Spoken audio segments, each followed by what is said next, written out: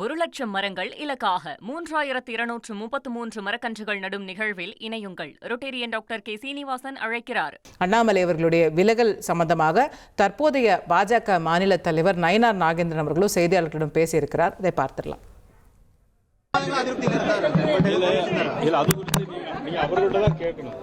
அது குறித்து நான் ஒன்றும் கருத்து சொல்ல முடியாது. பாரதிய ஜனதா கட்சி இது இன்று நேற்று ஆரம்பித்த கட்சி அல்ல. இது சித்தாந்தத்தின் அடிப்படையிலான கட்சி. நிச்சயமா எந்த விதமான பாதிப்பும் இல்லை. முரண்பாடுகள்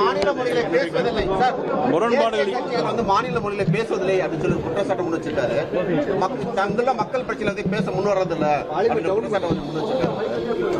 பாரத நரேந்திர மோடி அவர்கள் எந்த நாட்டுக்கு போனாலும் எந்த ஊருக்கு போனாலும் தமிழை பற்றியும் தமிழ் மக்களையும் பற்றியும் தமிழின் பெருமையை பற்றியும் பேசுகிறார். இப்போது கூட நமது செப்பேடுகளை கூட மீட்டு வந்திருக்கிறார்.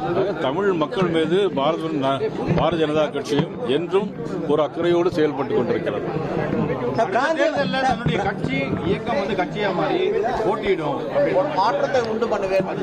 அதை பத்தி நான் ஒன்றும் கருத்து சொல்ல முடியாது. இப்ப கட்சி யார் வேண்டுமானாலும் ஆரம்பிக்கலாம்.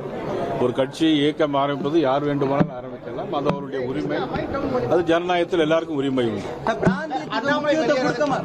பிராந்திய கட்சிகளுக்கு பிராந்திய மக்கள் முக்கியத்துவம் கொடுக்கறது இல்ல. தேசிய கட்சி பாஜக மாதிரியான ஒரு தேசிய கட்சி முக்கியத்துவம் கொடுக்கறது இல்லைங்கிற ஒரு விஷயத்தையும் சொல்லிடுறாரு. இல்ல, அது ஒரு தவறான குற்றச்சாட்டு. ஏன்னா பிராந்திய கட்சிகளுக்குன்னு இல்லை, நமது தமிழ்நாட்டிற்கு என்ன செய்து கொண்டிருக்கிறது என்பதுதான் முக்கியமே தவிர பிராந்திய கட்சிகளுக்கு முக்கியம் கொடுக்க பிராந்தியத்துக்கு அதாவது மாநில அளவிலான உரிமைகளுக்கு முக்கியத்துவம் கொடுக்கறது இல்ல. மாநில எப்படி இன்னைக்கு பாத்தீங்கன்னா தமிழ்நாட்டில் பாத்தீங்கன்னா எல்லா சாலைகளும் போடப்படுகிறது, எல்லா விமானங்களும் போடப்படுகிறது, எல்லா நிதிகளும் தரப்படுகிறது.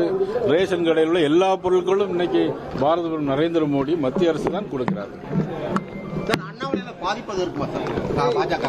எந்த விதமான பாதிப்பும் இல்லை.